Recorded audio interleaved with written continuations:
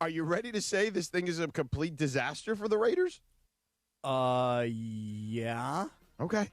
Yeah, listen, I'm not surprised that things are actually getting worse before they'll get better.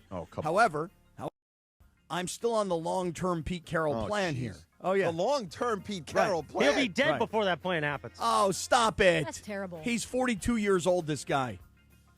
Listen, I didn't expect the Raiders to win the division and go to the Super Bowl this year. But I'll tell you who everybody did expect to go to the Super Bowl. After 3 weeks, all I heard about was how great the Chargers are. Who's still in first place? How great. Who's still in first place? Wait till you're really going to use that. You know how you told us how it was pathetic a couple weeks ago when we were talking about first place? Now we are a quarter past the season. Right. Wait Still till in the first Chiefs win place. tonight. Wait till the Chiefs win tonight, and then they're in first place. Okay. Yeah. Oh, I know. Forgot the tiebreaker. Listen. Tiebreaker the Raiders, matters. The Raiders. Tiebreaker plays. Listen, you can crap on the Chargers all you want. And you can crap on the Raiders, but that's just easy. No. It's easy. It's lazy. This is it's the lazy. difference. Just to use your word, it's lazy. No, this is the difference. Yeah, go ahead. The Raiders. Anyone with a half a brain could have seen the Raiders were going to be an absolute train wreck this season. Right. The Chargers, you can say, oh, it always happens. Oh, they have a It curse does. or whatever. But there are legit reasons why the Chargers can't protect their quarterback right now or run the ball. Because they're missing two of the best tackles in the sport. Right. And you want to know one of the reasons that the Raiders are horrendous? Because of what we already knew. That they have no offensive line was line. going to stink. Right. And we already, and you know what? Because they're an awful organization. Yeah. It doesn't matter if Tom Brady's there. It doesn't matter if he wants to suck your blood. It doesn't matter if Pete Carroll's there. Yeah. You know, with his, you think Pete Carroll has plastic over the couches? Probably. Wow. You know? Wow. Like, it doesn't matter who's there. Yeah. The Raiders are always going to be a mess. Yeah. Okay? You know who else is a terrible organization? You know what curse the Raiders have? Tell me, what is it? The curse of freaking moving all the time, okay? Oh, really? They can't stay in one damn place. That's what it is. Well, let me tell you another terrible organization. And that's the Chargers. And for all the talk through 3 weeks, oh, they beat the Chiefs in Brazil. Oh, they took down the Raiders. Oh, look, they beat the Broncos. I told you it was coming. So the injuries pile up. Then you can't protect the quarterback. And then your first running back who blows out his eye with fireworks during the offseason, he gives way to the next running back who's their first-round running back, who everybody touts he's going to be the next greatest thing, and now he's hurt too, and he leaves in a walking boot. This is an organizational problem that has been going on for years and years. We all try and figure out, why do the Dodgers have guys that are blowing out their arms? People should do an analysis on why is it every single year the Chargers lose all of their guys week after week after week. And you're theoretically at home playing in front of all those Commanders fans yesterday at SoFi Stadium, and you have a 10-0 lead, and they score 27 unanswered points. So, George, I'm here for you. You want to beat up on the Raiders? It's an easy thing to do. I love when you tell everybody that their takes are lazy, because I hate that phrase so much that I'm just going to keep using it now. Yeah, beating up on the Raiders is lazy. Beating up on the Raiders is not lazy. Lazy. You know why? Because you were sitting there after one win. Yeah. Okay? One win. Not 5 weeks into the season. Hell, not even 2 weeks into the season. Okay? After 1 week, you were touting this as some sort of success. Right. Reclamation project. That Pete Carroll was going to sit there like this is like some HGTV show, Flip or Flop or something like that, and he was going to make this house with a terrible foundation all of a sudden be worthy of being like a mansion, and something you would pay millions of dollars for. This thing is rotten at the core, okay? Well, I will accept everything you have just said, and you asked the question at the beginning, am I ready to admit that this season is a completely lost season? The Raiders are a disaster. They're getting worse. As the injuries mount, especially along their offensive line as well, they're not going to get any better. The one good thing I'll take away is that they're finally using Ashton Genty in the passing game, and you can see what kind of a talent that kid is. But their best tight end, you say the best tight end in the league, is out because he can't stay healthy, and their quarterback is terrible. I said Geno Smith is a competent professional quarterback.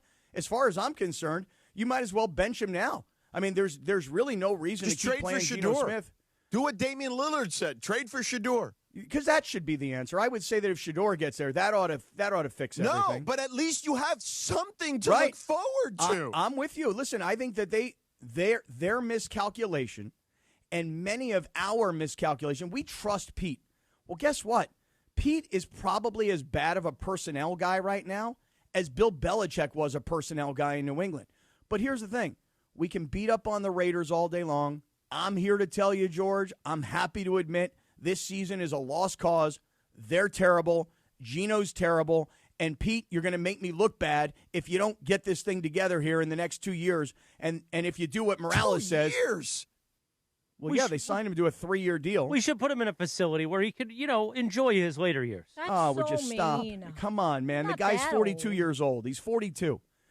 But if you want to really talk about a team that everybody was hyping the first 3 weeks, they're the best team in the league. Their coach is the best coach in the league. He's the best coach. He's the best coach in L.A. Well, I didn't say that. Well, that was the national reaction. The Chargers should be ashamed of themselves. You lose to the Giants, who then the following week lose to the pathetic New Orleans Saints, and then you lose, theoretically at home, to Washington when their quarterback is coming off of an injury, still not 100%, playing with a brace that weighs 300 pounds, and a rookie 7th-round draft choice tears you up. A rookie 7th-round draft choice? Well, All I heard about that guy's been tearing everybody up, though. Terry McLaurin's not around. He can't play. Oh, my God. Ja'Cory Krosky Merritt. I never heard of this guy in college. That's Bill to you, Cappy. What's that? His name is Bill. He goes by Bill. They call him Bill. They Yeah. call him Bill. Yeah. He's the only Bill. This guy, a 7th-round rookie, tears you to shreds on your theoretical home field, and we're beating up on the Raiders? The Raiders are terrible. The Chargers were Super Bowl contenders 2 weeks ago. By Now the way, they're the Chargers terrible. are still Super Bowl contenders. They're terrible. And by the way, They're it's terrible. only, They're 3-2. Yeah, and guess what? When they were 3-2 3-0, and literally have an offensive line made up of guys that are who are they, to be honest with you, is the question. well, I'll tell you that the guy who was playing right tackle yesterday. Oh, my God, yeah. Well, first of all, let's talk about, did you see this play in the second, this series in the second quarter where he had back-to-back penalties? He had a hold and a false start back-to-back. They had completed 2 first downs, okay? Wait, not just first downs. The first monster one, chunk first right. downs. The first one was like second and 21. No, yeah. 2nd and 19. And then the next one, that was Third to and Quentin 20. Johnson, and then it was 2nd and 33, Right. and a first down to Keenan Allen. Yeah, and they picked him up twice, and both times this guy was penalized. George, it will get worse for the Chargers because their 2 starting tackles are gone. Well, but wait. Au contraire, mon frère. Oh, yeah? According to reports, Joe Alt could be back sooner rather than later. Hey, good for Joe Alt, but here's the problem for Joe Alt. When you're 6'8", 330, and you don't give it time to heal, you'll deal with it the rest of the season. You'll be playing at 65%. Right, but you know why? He's a tough guy from Notre Dame. Yes, you know he is a tough guy, and he's a tough guy who comes from a football family. His dad was an offensive lineman as well, and he'll go out there and he'll put his body on the line for his teammates. But he ain't going to be the same player. And now you've got this Omarion Hampton How kid. do you know? What are you, Dr. Clapper all of a sudden? Well, let me ask you a question. When you're 100% versus 75%, are you the same player? He may be as math. good at 75% as anybody they could throw out there at 100. Oh, well, that just tells you what else they've got. And by the way, it also tells you how good he is. But the fact of the matter is this. Every single week, the injuries will pile up, and it's a problem within that organization, and it's not new. It's been happening forever. Guys drop like flies all year long. But we don't want to talk about the Chargers. You know why, George? I'm going to explain to you why. Because I got to talk about Jacob and Ronnie? No, because they're not really relevant. Let's to do the you. Jacob thing. They're really not. Let's take a break. Let's let